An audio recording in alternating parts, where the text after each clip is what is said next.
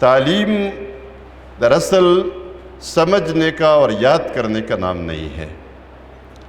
تعلیم در حقیقت تربیت کا نام ہے۔ ہم چیزیں یاد کرتے ہیں اور پھر یاد کیے ہوئے سے جتنا کچھ دل میں اتر جاتا ہے وہ یاد ہو جاتا ہے، وہ پتھر پہ لکیر جیسا ہوتا ہے، اور جو چیزیں دل میں نہیں اترتی دماغ میں رہتی ہے وہ غائب ہو جاتی ہے، اور جو بات دل میں اتر جائے وہی اسی کے مطابق ہمارا جسم پھر حرکت کرتا ہے اور پھر وہ چیزیں بھولتی نہیں ہے۔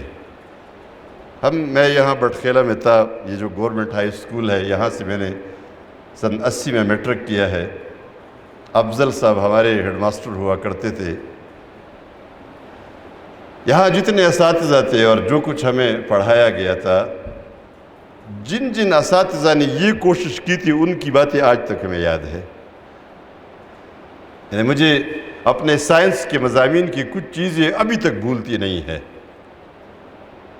وہ جو نیوکلیس یعنی پروٹون اور الیکٹران اپنے نیوکلیس کے جو ایٹم ہوتا ہے اس کا جو نقشہ، وہ آج بھی میں قلم سے اپنے استاذ کے بورڈ پر لکھا ہوا جو نقشہ تھا وہ میں اب بھی بنا سکتا ہوں۔ مجھے اب بھی یاد ہے کہ نیوکلیس کیا چیز ہوتی ہے اور یہ الیکٹران اور پروٹون جو اس کے گرد بڑی تیزی کے ساتھ حرکت کر رہے ہوتے وہ کیا چیز ہوتی ہے۔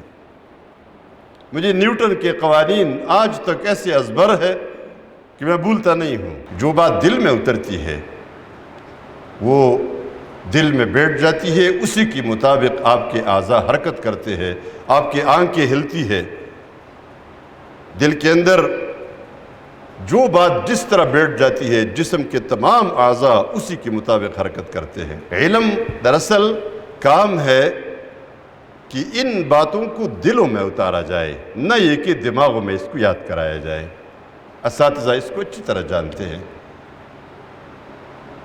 اللہ کے رسول صلی اللہ علیہ وسلم کو اللہ تبارک و تعالیٰ نے پورا قرآن دل کے اندر بٹھا دیا تاکہ کوئی ایک بات بھی انسانی صلاحیت کی اور انسانی استعداد کے حوالے نہ ہو۔